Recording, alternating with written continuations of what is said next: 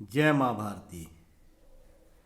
भारतवर्ष के इतिहास की श्रृंखला की इस पहली कड़ी में मैं आज आपकी मुलाकात भारतवर्ष के एक महान प्रतापी राजा पोरस से करवाऊंगा, जो कि पुरु के नाम से विख्यात हुए। महाराज पोरस के बारे में इतिहासकार एक मत नहीं है। काफ़ी अध्ययन और खोजबीन के बाद जो तथ्य मैं जुटा पाया हूँ, उसी के आधार पर आसान शब्दों में अपनी भाषा में मैं आपका परिचय महाराज पोरस से करवाऊंगा। महाराज पोरस राजा बमनी और महारानी अनुसुईया के पुत्र थे। महारानी अनुसुईया आम्भीराज, जो कि गांधार के राजा थे, की बहन थी। गांधार की राजधानी तक्षशिला थी। आम्भीराज इस विवाह से असंतुष्ट थे और पोरस के राज्य से शत्रुता रखते थे। महाराज पोरस की पत्नी लाची एक जलदस्यु सम्राट की पुत्री थी, जो कि बहुत ही बहादुर और युद्ध कला में निपुण थी। महाराज पोरस कैकेय प्रदेश के राजा थे, जो कि चिनाब नदी से लेकर झेलम नदी के बीच का हिस्सा था और बहुत ही संपन्न और समृद्ध राष्ट्र था। आज के समय में यह स्थान पाकिस्तान में है। राजा पोरस की शारीरिक रचना भी अद्भुत थी। 7 फुट से ऊंचे एक वरिष्ठ शरीर के मालिक थे वे। उनको अपने राज्य की भौगोलिक परिस्थिति की पूरी जानकारी थी। कुशल राजा के साथ वे एक महान योद्धा भी थे। उन्होंने कैकेय प्रांत पर 340 ईसा पूर्व से लेकर 315 ईसा पूर्व तक शासन किया। ये वो दौर था जब यूनान को जीतने के बाद सिकंदर की निगाह भारत की तरफ थी और आने वाले इस खतरे से चाणक्य भली भांति परिचित थे। वे चाहते थे कि भारतवर्ष एक सूत्र में बंधे, क्योंकि छोटे छोटे राज्य छोटी छोटी सेनाओं को लेकर सिकंदर को नहीं रोक सकते थे। लेकिन उस समय भारत में छोटे राज्य थे जो कि अपनी सीमा विस्तार के लिए आपस में ही लड़ते रहते थे। एक विशाल सेना के साथ विशाल राज्य मगध जरूर था, परंतु वहाँ का राजा भोग विलास में ही लिप्त रहता था। फिलहाल राजा अभिसार, जिनका के राज्य आज के पुंछ के आसपास था, राजा अभिसार को और मगध नरेश को सैन्य सहायता के लिए तैयार कर लिया था कि आने वाले समय में सिकंदर के खिलाफ वे सैन्य बल से पोरस की मदद करेंगे। सिकंदर बढ़ता हुआ भारत में प्रवेश कर चुका था। पहाड़ी राज्य छोटे छोटे राज्यों ने सिकंदर का लोहा लिया, उनका विरोध किया, उनसे युद्ध किया और कुछ लोगों ने तो अधीनता स्वीकार कर ली। आगे बढ़ते हुए झेलम, चिनाब और रीवा नदी के बीच में एक साम्राज्य था कठों का, जो कि बहुत ही शूरवीर और लड़ाकू प्रजाति के थे। उन्होंने सिकंदर का जमकर विरोध किया और यवनों की सेना को बहुत नुकसान पहुंचाया। कठों की स्त्रियां भी युद्ध भूमि में सिकंदर के खिलाफ कूद पड़ी, परंतु एक विशाल सेना के आगे वे कितनी देर ठहरते, कितने दिन ठहरते। अंततः उनको भी सिकंदर की अधीनता स्वीकार करनी पड़ी। कठों के एक विषैले बाण से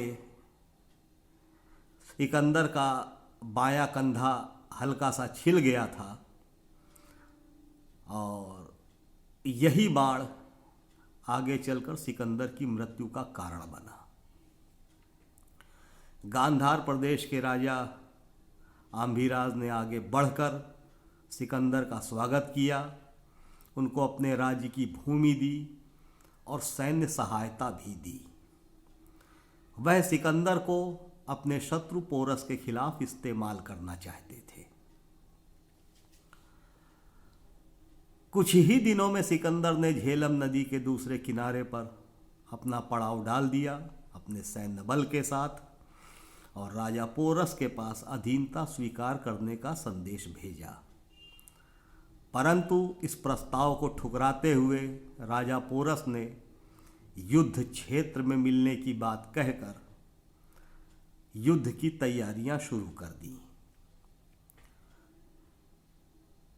राजा पोरस की सेना में 20,000 पैदल, 4,000 घुड़सवार सैनिक, 4,000 रथ और हाथियों की एक विशाल सेना थी। वहीं सिकंदर की सेना में 70,000 पैदल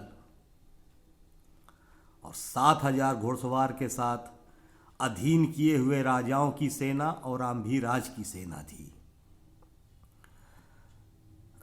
बरसात का समय शुरू हो चुका था। झेलम नदी को पार कर पाना आसान नहीं था। पड़ाव डाले हुए सिकंदर ने यह दिखावा किया कि वे पानी के घटने का इंतजार कर रहे हैं, परंतु इसी बीच वह झेलम नदी को पार करने का सुगम रास्ता तलाशते रहे। कुछ दिनों की मेहनत के बाद उनको अपने पड़ाव से लगभग 17 मील ऊपर जाकर एक घने जंगलों से आच्छादित छोटा सा टापू मिला, जहां से झेलम को पार करना मुश्किल नहीं था। इधर पड़ाव डाले दूसरे तट पे सिकंदर की सेना दिखावा करती रही और एक बरसाती रात में सिकंदर अपने विश्वास पात्र सैनिकों को लेकर अपनी यमन सेना को लेकर झेलम पार कर गया। चाणक्य के गुप्तचरों से यह बात छुपी ना रह सकी। तुरंत राजा पोरस को इसकी सूचना मिली और राजा पोरस ने अपने पुत्र मलय केतु को एक छोटी सी सेना की टुकड़ी लेकर सिकंदर को रोकने के लिए भेजा। इस टुकड़ी में 2,000 सैनिक और 120 रथ थे। 120 रथ को 4 घोड़े खींचते थे और एक रथ पर 6 धनुर्धर बैठते थे। मलयकेतु बहुत ही पराक्रमी योद्धा था। उसने आगे बढ़कर सिकंदर को रोका और भीषण युद्ध किया। जिधर से मलयकेतु का रथ गुजर जाता, बाणों की बौछार से यवन सैनिकों के शव जमीन पर गिर पड़ते। रणभूमि लाल हो चुकी थी। मलयकेतु का पराक्रम सर चढ़कर बोल रहा था और सिकंदर ये समझ चुका था कि यह युद्ध उतना आसान नहीं होगा जितना कि अब तक के युद्ध में उनको आसानी से विजय प्राप्त हुई। एक विशाल सेना के आगे मलयकेतु कितनी देर ठहरता। लगभग 400 सैनिक मलयकेतु के मारे गए और रथ उनके सब नष्ट हो गए। सेना पीछे हटने लगी और शिविर में आके पोरस को ये खबर दी कि सिकंदर की सेना बढ़ रही है। इस युद्ध में मलयकेतु वीरगति को प्राप्त हुआ या नहीं हुआ, इसके ऊपर भी इतिहासकार एक मत नहीं है।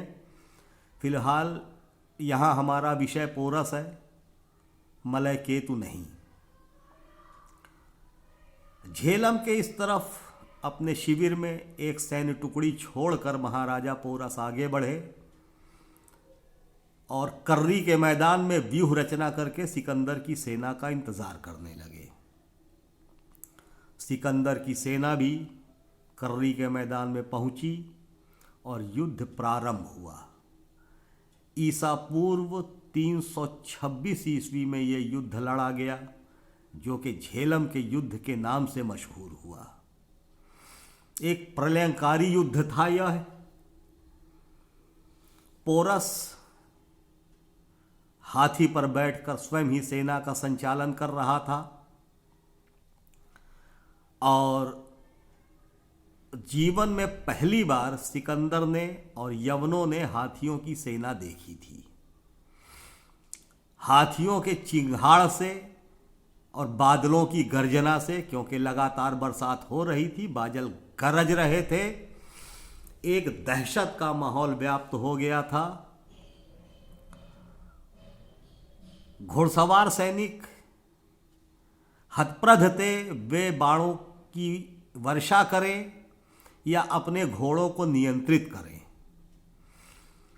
हाथी पर बैठकर महाराज पौरव जिस तरफ घूम जाते मौत का तांडव मचा देते। सिकंदर की सेना में भगदड़ मच चुकी थी। यह देखकर सिकंदर समझ गया कि आमने सामने के युद्ध में वो पोरस से जीत नहीं सकता। उसने बाईं तरफ से एक मोर्चा खोला और उधर अपनी ताकत झोंक दी। योजनाबद्ध तरीके से झेलम के दूसरे तट पर बैठी सिकंदर की सेना ने झेलम को पार किया और पोरस के शिविर पर आक्रमण कर दिया। दो तरफा हमले से पोरस हतप्रभ रह गया, लेकिन वो पोरस था, महान योद्धा, महान सेना नायक। हर हर महादेव का हुंकार भरते हुए हाथियों की चिंगाड़ और बादलों की गर्जना के साथ वह प्रलय बनकर शत्रुओं पर टूट पड़ा। एक रथ पर बैठे 6 धनुर्धारी यवनों की सेना की धज्जियां उड़ाते रहे। युद्ध का मैदान लहू से लाल होता रहा। दूसरी तरफ सिकंदर की सेना ने झेलम पार की और पोरस के शिविर को कुछ ही घंटों के युद्ध में तहस नहस कर दिया और महल की तरफ बढ़ चुके, जिसकी सुरक्षा का जिम्मा लाची, विषकन्याओं की सेना और चुनिंदा सैनिकों के हाथ में था। लाची ने पूरे कौशल से, पूरे पराक्रम से किले की रक्षा की, महल की रक्षा की और अंततः वहां से सिकंदर की सेना को पीछे हटना पड़ा। इस युद्ध में लाची भी वीरगति को प्राप्त हुई। धोखा प्रकृति ने कुछ ऐसा दिया, किस्मत ने ऐसा दिया कि ऐन मौके पर राजा अभिसार भय के मारे अपनी सेना से पोरस की मदद न कर सके और मगधराज धूर्तता के कारण अपनी सेना से पोरस की मदद न कर सके। लगातार कई दिनों की भीषण बरसात के कारण युद्ध क्षेत्र की मिट्टी गीली हो चुकी थी, कीचड़ युक्त हो चुकी थी, दलदली हो चुकी थी।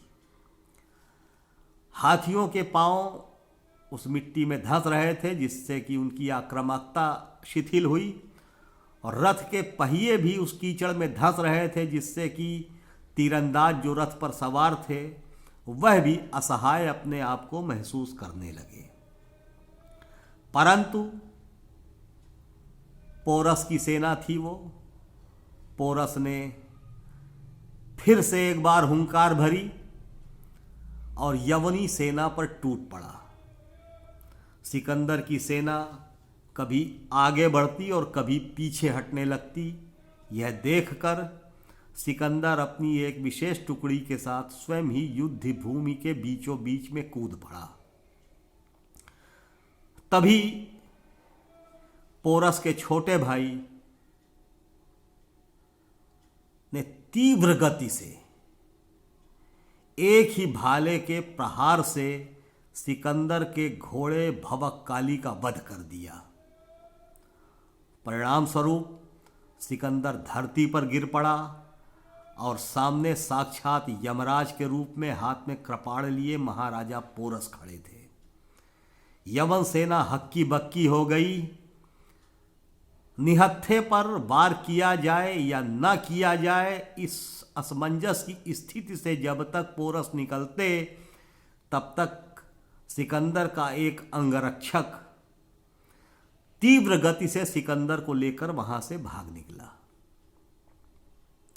यह देखकर सिकंदर की सेना में भगदड़ मच गई और उन्होंने युद्ध करने के बजाय अपनी जान बचाना बेहतर समझा। ये प्रलंकारी युद्ध था। इसमें विजय किसकी हुई इसके ऊपर इतिहासकार एक मत नहीं है, परंतु यह मेरा विषय भी नहीं है। मेरा विषय है पोरस से आपका परिचय करवाना। शिविर में पहुंचकर सिकंदर ने संधि प्रस्ताव पोरस के पास भेजा और अब सिकंदर के मन में मित्रता का भाव था। वो पोरस के पराक्रम से बहुत प्रभावित हुआ था और ये संधि अपमानजनक नहीं सम्मानजनक संधि थी। संधि करके सिकंदर ने अपने जीते हुए बहुत से राज्य पोरस को दे दिए और अपने सेनापति सेल्यूकस को कुछ राज्य देकर वह वापस अपने वतन लौट गया। अपने वतन लौटते समय वो अपने देश नहीं पहुंच पाया। बेबीलोन के आसपास 10 या 11 जून ईसा पूर्व 323 ईस्वी को उसकी मृत्यु हो गई और दुनिया को जीतने का ये सपना लिए सिकंदर हमेशा के लिए दुनिया से कूच कर गया। झेलम का यह युद्ध सिकंदर का आखिरी युद्ध साबित हुआ। जीते हुए राज्य पोरस को देने से सेल्यूकस काफी नाराज था। आम्भिराज शत्रुता रखते ही थे। तो 321 ईसा पूर्व से लेके 315 ईसा पूर्व के बीच में सेल्यूकस और आम्भिराज ने मिलकर छल से धोखे से षड्यंत्र रचकर पोरस का वध कर दिया। ये कब हुआ कैसे हुआ ये एक अलग विषय है, लेकिन इस महान पराक्रमी राजा का वध छल से किया गया। तो मित्रों, ये थी महान सम्राट पोरस की कहानी। अगले रविवार को मैं मिलूंगा एक दूसरे सम्राट को लेकर, चंद्रगुप्त मौर्य को। हाँ, ये वीडियो बनाने में थोड़ा डिस्टरबेंस हुआ क्योंकि पिछले 3 दिन से मैं अस्वस्थ हूँ। मेरी आवाज़ मेरा साथ दे नहीं रही है। रह रह के खांसी का प्रकोप बीच में हो जाता है, इसके लिए मैं क्षमा चाहूँगा। लेकिन अगले रविवार बिल्कुल फिट और तंदुरुस्त रहूँगा और आपको मिलवाऊँगा एक और महान प्रतापी राजा चंद्रगुप्त मौर्य से। जय माँ भारती।